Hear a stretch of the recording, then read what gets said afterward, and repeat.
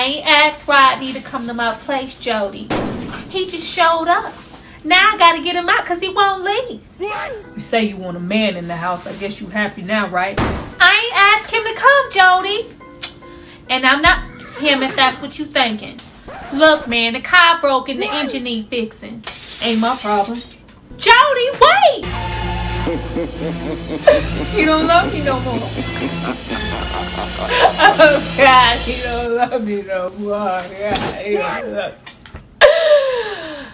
Whew.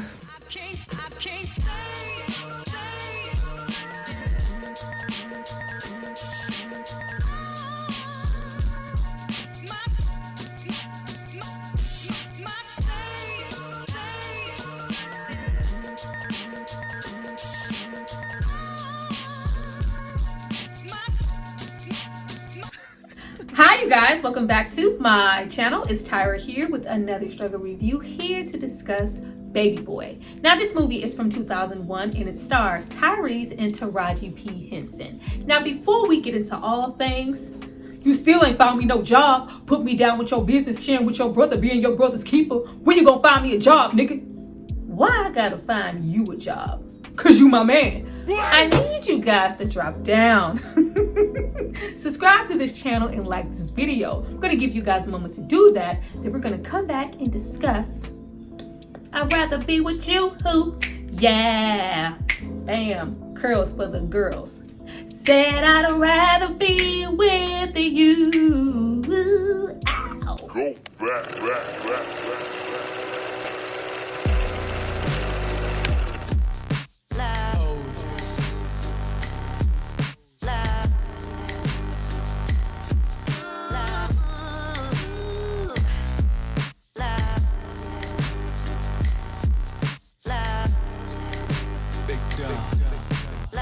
Now that you guys have hopefully subscribed to see more of me, let's get into this movie. But before we jump into the film, I have to give a shout out to the person who paid for and requested this film. So if you happen to make breakfast and drink Kool-Aid in your kitchen ass naked, it's not because of me, it's because of this person right here. Thank you so much for supporting me and paying for this content. Now getting into this movie was directed, written, and produced all by John Singleton. Need I say more? Your Higher Learning, Poetic Justice, Boys in the Hood, and then some. And this is yet again one of his OG, down-home, LA-based personal movies, which we should know all too well by now was originally written for Tupac to portray Jody, and for the likes of Ice Cube to portray Rodney. That would have been so epic. But due to his passing, of course, this movie had been shelved since '96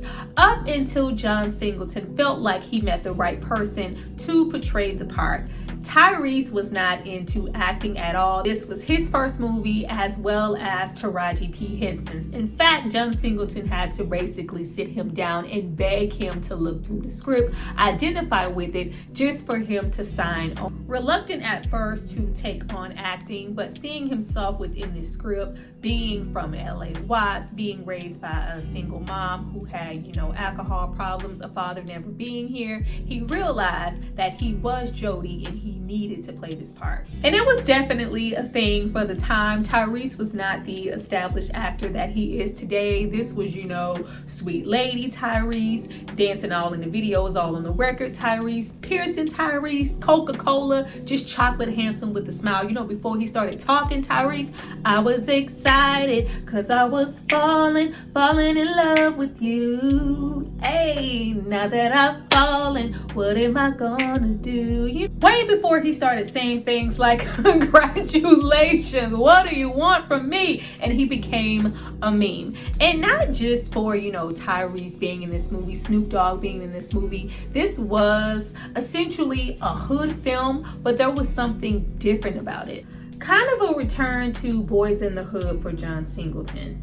A reflection of a dysfunctional Black family, living in the inner city, the hood, a single mother, fatherless homes, prison systems, struggle love, gang life, and a Black young man who is stuck in a state of boyhood, not knowing how to or when exactly to grow up. It's absolutely ghetto, to say the least. And BET wore this movie out to the point that I just didn't want to watch it anymore. But that doesn't take away from the representation and the significance that I feel like this movie has. We do know these people. Some of us are these people. Definitely worth a second look now that I am older. Growing up and maturing is realizing that Jody wasn't the only baby boy. Melvin's a baby boy, Rodney's a baby boy, as well as Sweet Pea. And what gets glossed over every single time I watch a review for this movie, Yvette, Mama Juanita, Kim, her mama, Peanut, all baby girls.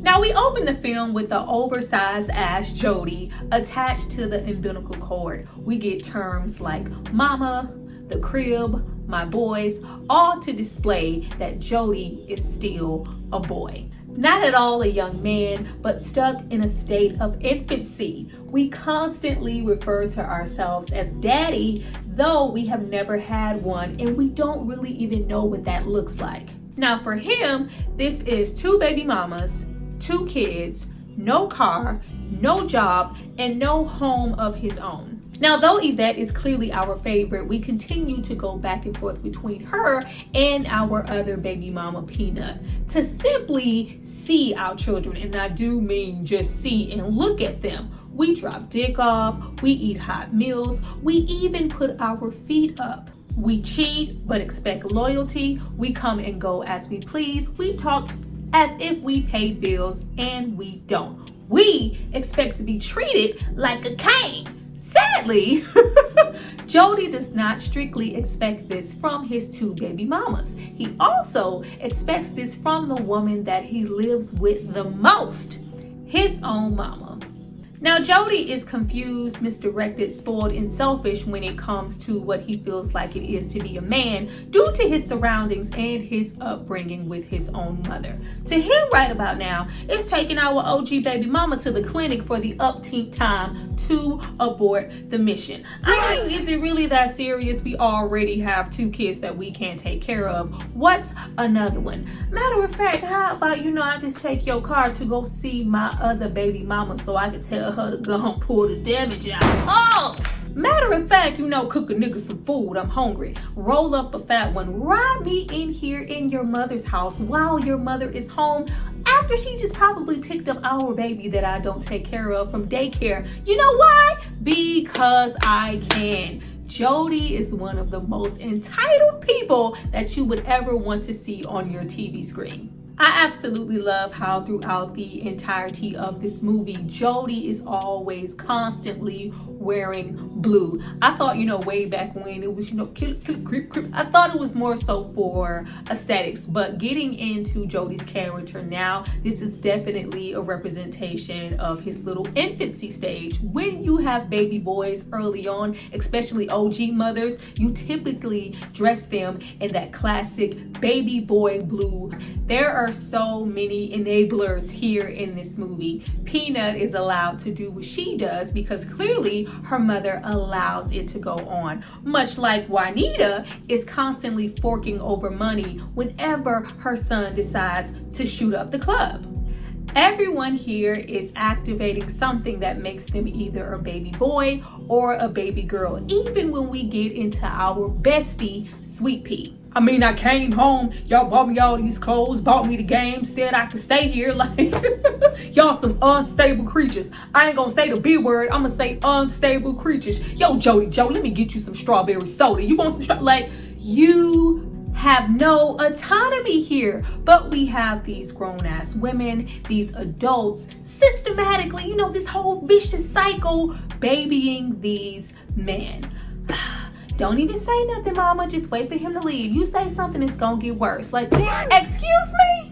This has been Jody's life as he knows it. His best friend P, his 3 women, his 2 kids. That is until somebody shows up who's not an enabler, definitely sees himself in Jody, who's an ex-gang member, ex-con, ex-body catcher who made it through the prison system to make something of himself. Melvin. Of course, we instantly see Melvin as a threat, and getting into the movie, watching it now, I really don't feel like we dived enough into Jody and Juanita's relationship to understand exactly why he sees Melvin as such a big threat. Now, of course, he is, that man of the house. This is somebody, coming in, stepping on my toes. Not only that, but due to my mother's dating history, because, this a killer like Henry was, this a killer like Henry, I really don't know what this man is coming for and what he is planning to do. Jody's worst fear is being kicked out and being out there in them streets like his brother Ray Ray, who already passed away. I really feel like if we focused on the death of his brother Ray Ray and what that did to the family, we would understand their dynamic a lot more. By the time we meet Juanita, she is young, fabulous, growing her garden, and she is absolutely fed up with her son's lack of growing up. But nobody ever mentions the fact that Juanita, AJ Johnson, with her fine self, is all, stacked and vibrant and young due to the fact that she had 2 kids between the ages of 14 and 16. Juanita, talking about I look good, in my all-purpose dress. Juanita was a teenage mother, much like Yvette and much like Peanut, who still lived at home with her mother. Of course, you are trying to raise yourself as well as your 2 boys. Now, we are made to understand that Ray Ray got out there in the streets and he lost his life, leaving probably Juanita with her only son to coddle and cling to him to the point that he doesn't actually want to leave the nest, fearing what's going to happen to him if he happens to do that.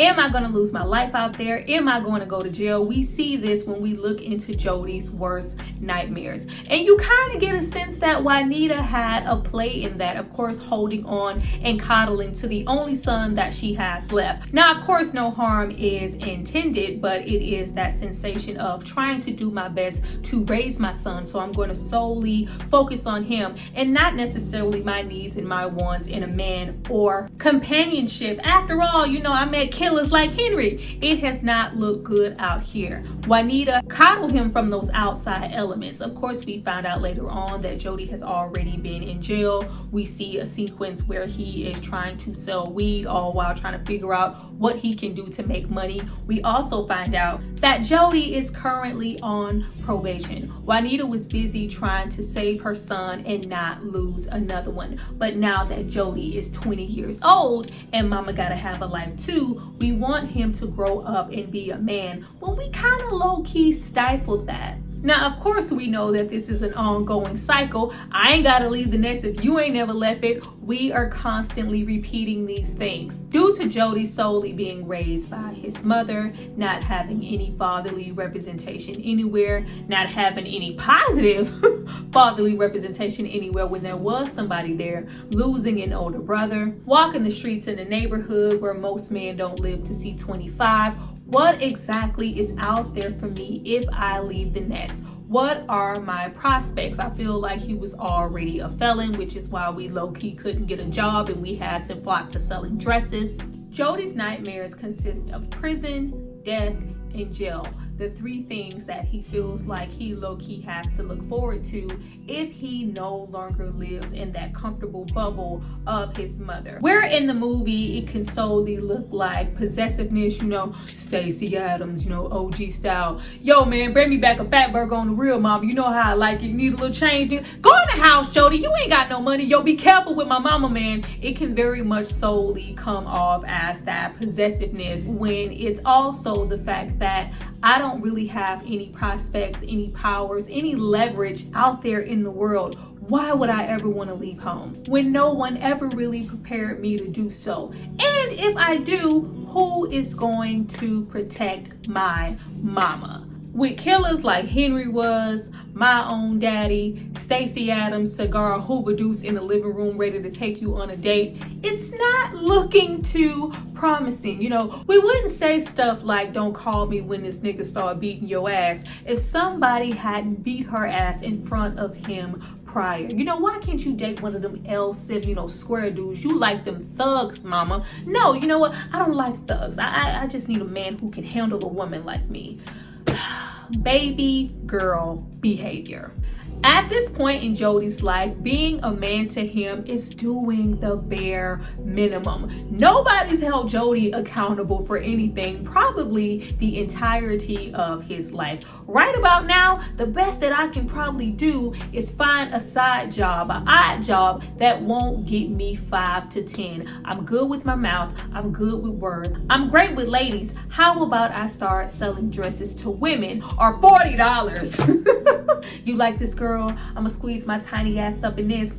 Cute. That's all it takes for Jody to feel accomplished. In the meantime, we continue to act like a child. We constantly see Jody watching TV, playing video games, hanging out with P. We hear multiple times about him just going to the strip club, you know, over there laid up all day playing Madden at Do Dirty House. Like, we have potential, but we are not fully exercising it because we are so afraid to leave the nest. When I am ready to take that big leap, when I am ready to marry, settle down, and just solely be with Yvette, live with Yvette, take care of my children, I will do that. But for now, having my way all while getting what I want. Now, when we get into Sweet Pea, on the other hand, it is almost a completely different story. Sweet Pea, unlike Jody as a baby boy, is really angry. Where Jody has the potential to do something like sell dresses or capitalize on other means of income, Sweet Pea just doesn't have that type of capacity, believing that he can't do anything. I love the fact when they're in the garage and Sweet Pea goes, you know, I gotta ask my woman and her mama for money. Like, oh, that just makes me feel like less of a man. Whereas we have, like, Jody has no problem rolling up on his mother or Yvette and asking for whatever, using them for whatever. As where Sweet Pea, he really wants more. He really hates the fact that he's not a provider. He doesn't have anything to call his own. I have to literally wake up and pretend to be productive, pretend to go to work. That hurts my insides as a man. I am a nobody. I have nothing. I have a problem with that, to the point that I am going to slip up and get back into catching bodies, and I pray that I don't. You just have to, you know, find something you're passionate about, P. What are you good at? Robbing. Like, absolutely nothing. I am good at nothing. You could really tell the escalation between all of the men in this movie. I feel like every single man here was an escalation in the representation of what a baby boy was, and the process where you would begin from somebody like a Jody turning into Sweet Pea, turning into a Rodney, and eventually, hopefully, turning into a Melvin. Which is why, even though it seems like Jody and Sweet Pea are the same age, you kind of have Jody looking up to him, running to him every single time he is in need, when he needs to talk, when he needs a shoulder to lean on. You know, P, I got beat up and some little niggas stole my bike. Some little niggas, like, I am gonna be there quick, fast, and in a hurry, even when we get into conversations about guns and butter. But when we have Melvin, you know, step in and kind of be that intrusive presence, and if we need to take that nigga out, I would definitely let you know, if and when he hurts my mama. But for now, I'ma let that nigga breathe. Jody was talking a whole bunch of shit in this movie. Meanwhile, he had never actually caught a body and didn't really ever want to. He had yet to descend that far, and he was prone to taking somebody out and not thinking about it later, which is why, I need to get saved. I want to get saved, Jody Joe. I don't want to, walk up to them pearly gates and Jesus be like, turn your ass around. Not only feeling like life owes me something, but also feeling like if I want something, I will just simply take it. Let's spend a couple of seconds on our baby girl, Yvette. I love Taraji in this role. Like, Taraji could have easily just been stuck in this little gray area of being an Yvette-esque character and been typecast. I am so glad that her career flourished beyond this. But here, Taraji did an awesome job. Her hair, as well as Juanita's hair, was laid the entirety of the film. Everybody's hair looked good. But our baby girl here, in her own right, sucking our thumb, drinking our strawberry shake, having abort mission after abort mission, all while working our job, taking care of our son solo, waiting and hoping for the moment that Jody does what we want him to do more than anything: grow up and live with us. Now, I would have loved if we would have gotten a brief segment of meeting Yvette's mama, because the bar is in hell as far as her expectations from men and Jody. Though she is more of an adult when it comes to the two, she is stifled due to Jody's behavior. Yvette doesn't just have one son, she actually has two. The love-hate relationship, the arguing that instantly turns into sex, is so normalized for her. Love for Yvette is Jody going raw inside of her multiple times, impregnating her multiple times, whispering in her ear, "Oh, I want you to have my baby," multiple times, because he wouldn't do that or say that if he didn't really love me. Love is him happening to not have an odor because he washed it off this go round after he slept with another woman. Well, since you're coming in here starting shit, where the hell you been since yesterday, nigga? You probably washed it off. Let me smell your dick. Like, we should not have to smell penis to make sure that our man is faithful. But hey, at least these other hoes at work is envious while he is out there driving my car to cheat on me with other women. At least he remembers to pick me up and drop me off on time to work every day. Love is us having matching tattoos on the front of our chest and him claiming me and my son a whole lot more than he claims the other baby mama and her daughter. Yvette is young and has an intense fear of being lonely. You get the sense that maybe Yvette grew up without a father and she is trying to have something that she has never had, which is why we would put up with something like the problematic Jody. Entertain an even more problematic Rodney, who's in jail due to us maybe being lonely and simply needing somebody to talk to and share pillow talk. Is this Jody, the one that got my boo pregnant? The one that can't take care of his responsibilities as a motherfucking man? Nigga, you's a bitch. Like, oh, you on the phone telling that nigga all my business. Yeah. I know you still living at home with your mama. I don't want to hear that shit. Are you not still living at home with your mama though? With the age of their son, clearly Yvette was a teenage mother and she does not know herself outside of the relationship that she has with Jody. Who am I if I am not in love with my man? Who would I be if he just simply doesn't want me anymore? That is ultimately her worst fear. Losing him either out there in these streets or even him just simply breaking up with her.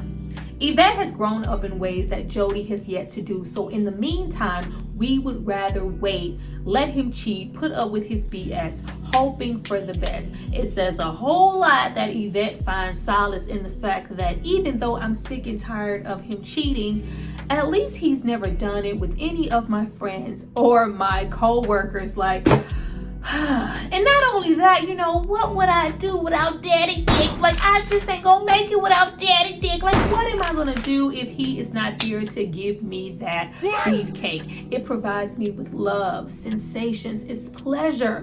When, you know, where I work, where we live, there isn't a whole lot of that. Let me take my kicks where I can get them.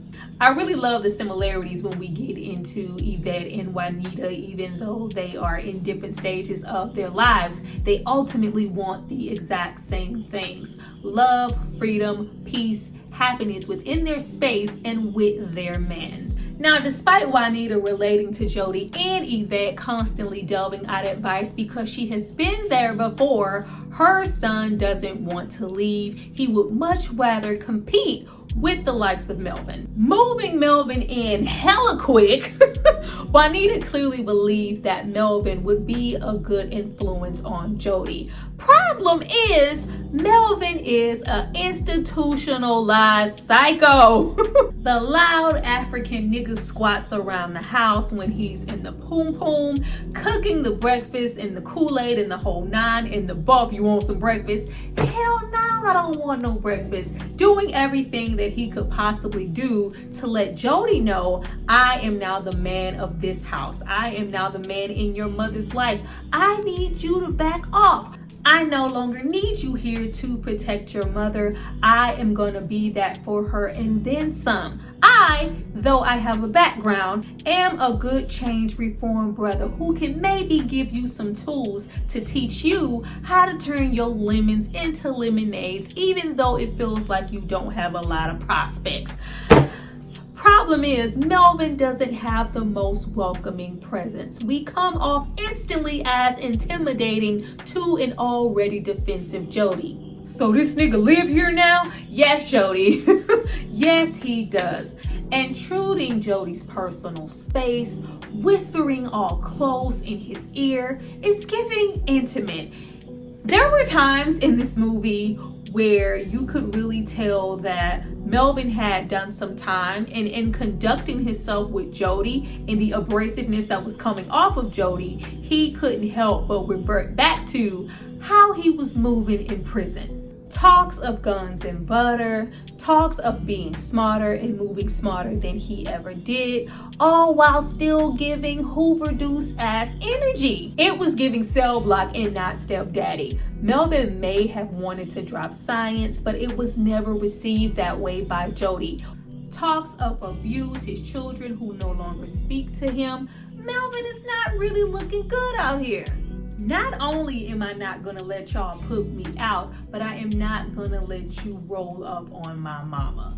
Do we reassure Jody of anything, try to do any misdirecting? Yeah, that's true, this was me, but now I'm this. No, we put Jody in the whole choke line. Yeah, call for you, like licking the top of Jody's head, referring to him as a little chocolate bit. If this would have been then and we were in my celly, I would have made you get on your knees and correct it. Another man's booty. You know what? The whole situation with Melvin, that's a whole nother video.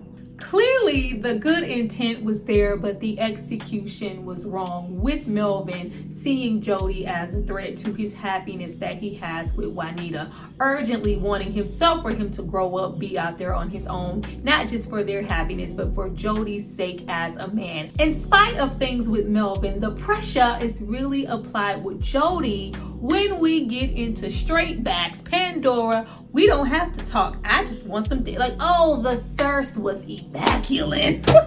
Now, I am absolutely not gonna linger on the scene for too long, but clearly we wanted to give Jody some brownie points for the fact that he resisted temptation and didn't offer up no daddy dick to one of Yvette's co-workers. You know you want this. Oh no, you know you want this. This daddy dick belongs to Yvette, girl. Like, oh Lord, the children here. The one time in all of Babylon that Jody actually doesn't cheat on Yvette, she does not believe him because of all the times before and the 3-pack of condoms that just happens to be in the back seat. You know, at least you went all out. All I got was a trip to the clinic. Give me my shake. Like, I am just completely over it, and it was absolutely warranted. Damn, I want to see other niggas. What? And they be asking me to go out too. But no, I'm here stuck, stupid, sticking to yo. You really were. Of course, this escalates into an argument. You know, I all them other hoes, but not her. I wouldn't do that to you, baby. Not somebody at your job. Because that just makes it all the better. But unlike all the other times, it escalates beyond them just arguing. And Yvette, who normally, you know, not only gets combative, but she will physically put her hands on Jody, which I really love being in there. There are so many realistic scenarios in life where we have women putting their hands on men and expecting not to get hit back. It is okay, you know, in domestic situations when a female is hitting a man, but when it's the other way around, it is completely devastating. It's hurtful. It means you know so much more. Yvette is completely, get the fuck off of me, Jody. Yvette is all the way over it. I never thought that you would ever hit me back. When no one should be putting their hands on anyone. Beyond repair, Jody decides to fix this situation the same way that he has fixed all the other ones in the past when he happened to cheat on her, lie to her, do whatever to her through sex. I'm dropping dick off. Yeah. We were not dropping D off this very minute. We needed instant gratification in sex. How can I show her, you know, the ultimate love in this moment? I can give her oral pleasure. I love you. I'm sorry. I'm not going anywhere. But unlike last time, we are not, you know, basking in the pleasure and it's daddy dick. No, it is none of that. Yvette is the one seeing her life kind of flash before her eyes. Either I can be happily married with my man, or I could be in a cycle of prison, possible death, abuse, me sitting at a bus stop with one child and one in my belly. Is this really what I want for my life? You know what? No, it's not. I know who stole my car. Who stole your car? I can go get it right now. I stole my car, Jody. Not Yvette having to steal her own car. After a lot of back and forth, a lot of arguing, we need a little break from each other. I could not stand the fact that we just made Yvette completely distraught without Jody. Child, she playing solitary in the house by herself. We standing in the parking lot waiting for Jody to come pick us up in our own car. Oh no, I drove my own car here myself. It's over there. I miss my man. And rolls up Snoop Dogg, Slim Jim with a perm and some dickies, which I absolutely love. There is some range here for Snoop in this role because he is ultimately playing a villain, but he is still just basically playing Snoop. Unlike somebody like Omar Gooding playing Sweet Pea, when I had only ever really remembered him from Hanging from Mr. Cooper and Smart Guy. So this was like, what? Rodney is literally Jody copied and pasted, but ramped up to be a villain. Rodney is what Jody could possibly turn into. Entertaining Rodney in jail due to loneliness was clearly a mistake. Rodney is fresh out, believing that not only should they be together, but she should give it up. I love that we have Rodney showing up and we simultaneously have that conversation with Juanita and Jody, and he's explaining why he's good. I'm good. I do what I do, but I'm good to her ass. I cheat. I do my little thing, but I rub her feet sometimes. I put groceries in the house when I'm over there. I put a little money on the phone bill, tell her I love her. I'm a good man. Unlike Rodney, who aggressively moves into her space, disrespecting her son, to the point that he almost assaults her. Oh, so you gonna rape me in front of my son? Now that is not supposed to be funny, but just stop.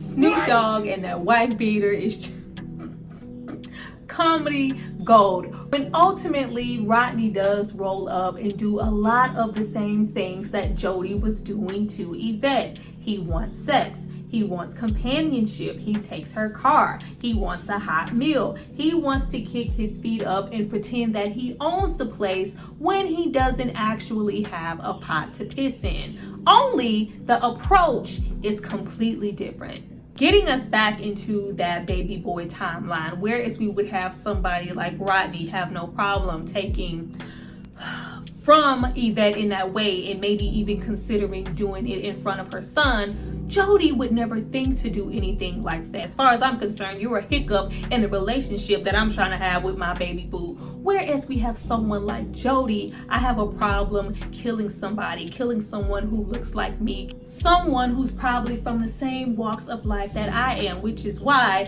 when it's time to take him out, Jody ultimately sees himself. I don't want to go that far. Whereas we have somebody like P have absolutely no problem doing it. Getting into the steps in that escalation of the baby boy. Now, before we could even get to that, and we have Jody reassure Yvette that he loves her, and he gives her that Kevin Hart treatment and refers to her as his rib. We have that epic showdown between Jody, Juanita, and Melvin. That whole situation of them really not having a proper conversation about how passionate they were about him leaving. Of course, we know that Juanita tried and it just wasn't getting through his head. But having Melvin over there, taunting, I got heat for niggas like you, cuz, and a whole blowing the kiss and the shove that escalated into Jody's ass being knocked through the whole table. This ultimately was not the time to pick a side. Of course, Melvin is feeling like, you want me to revert back to who I used to be. I don't want to go there, so it's best that I remove myself. Juanita does not want the current love of her life to go, but it felt like instead of them all having a real conversation, there was a whole lot of trying to make Jody uncomfortable and hoping that he would catch the hint and get his ass out. Of course, we want Jody to get out. We know he needs to grow up, but we have never equipped him in the best way possible as a mother to do so. We are a part of that culture in that generation of people who expect our children, 18, 19 to have it all together. And by the time, you 17, 18, you still living at home, there is that question of, so what you gonna do? Because you can't stay here. Like, well, damn. Let's make it a habit of preparing our children for the world. Not saying that you have to let your children stay with you forever, leashed and all. No. Let's prepare and then let's send them out. Let's not keep sending our children out here without a life jacket. Now, of course, this upsets the likes of Jody, who feels like his mother has chosen a man over him. But in the end, Jody needed to grow up and leave, and Juanita should have also acknowledged a little bit more in the role that she played as far as why he didn't want to in the first place. As well as all the other things in their society that said to him, there is nothing out there for me. And I love the fact that as soon as he closed his mouth, what's understood does not have to be explained. Only a real OG and somebody for me would come in here and take a hot gun and, from what I understand, dispose of it and not think twice about it. Melvin is really that kind of dude. Melvin is really for me. If he is for me, if he is thinking this way, he could never be a bad thing for my mother. I'm happy for this situation. We could have been here. But child, we were too busy in that competitive mode, and Melvin was conflicted himself and whether or not he wanted to treat Jody like a young dude he wanted to influence instead of some nigga off the street that needed to back off of his woman. And then getting into blast, nigga. You mean to tell me nobody could call Rodney's probation officer and just simply have his ass arrested to get him out? We had to kill Rodney. All right. I just always was conflicted with that.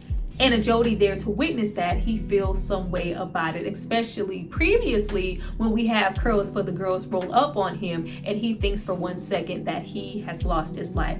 I don't want to die. I don't want anybody else to die. And I don't want to be the cause of another man losing his life. Even if it's Rodney, that could possibly be me. Of course, this brings Yvette and Jody closer together with her understanding what he is willing to do and sacrifice for her. In the end, we have Jody instantly grow up. We go to that Flourish garden. I love that the more and more Jody began to grow and walk into his manhood, the more and more her garden began to flourish. We finally have that sit down conversation with our mother. There is an understanding of not who only Melvin is, but ultimately what his mother always wanted for him to. We grown, she grown, we listening to grown folks. Shoo-be-dee-wop, ow, shoo-be-doo-wop. We listening to grown folks music, living our best life, finally living with our girl Yvette. Not only that, but we get pregnant and go to the park. I was like, oh. Everything is right with the world. I was like, we couldn't just get married. We had to get her pregnant again. But hey, they're married. It's okay now. They're happy. Our baby boy is now a baby man with his baby woman. It's all good now. Well, you guys, that was my review for Baby Boy. I hope you enjoyed it. If you did, please go to those notifications and look for my live video that will be premiering after this one at 6:30. Come through, support me as I have my guest on and we discuss Baby Boy in real time. But if you guys enjoyed it, please drop down and tell me that. If you learned anything new here in this video, drop down and tell me that also. I look forward to some comments and I look forward to you guys showing me love and liking the video. I see you guys next time for my next review. Bye.